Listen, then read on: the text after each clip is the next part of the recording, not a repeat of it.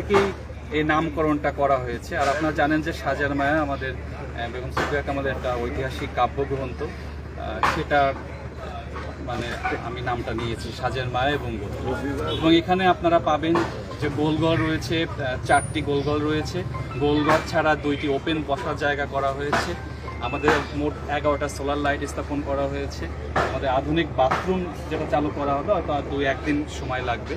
আধুনিক বাথরুম, কারণ এখানে সবথেকে বেশি বিব্রতকর অবস্থায় পড়তে হয় আমাদের যারা বয়স্ক এবং যারা মহিলা যারা পর্যটক যারা আছেন, বাচ্চারা, তাদেরকে নিয়ে বিপদে পড়তে হয়। তো সেটার কথা মাথায় রেখেই এই আধুনিক বাথরুমটা এখানে করা হয়েছে। আর যেটা সমস্যা আছে যে আমার পার্কিংয়ের জন্য, তো আমি বলেছি যে আমাদের আইলা বিশ্ববিদ্যালয়ের সামনে যে ফাঁকা জায়গাটা রয়েছে সেখানে যেন পার্কিংয়ের ব্যবস্থা করা হয়। এবং এখানে এই পর্যটন কেন্দ্রটা নতুন আঙ্গিকে যাত্রা শুরু করার মাধ্যমে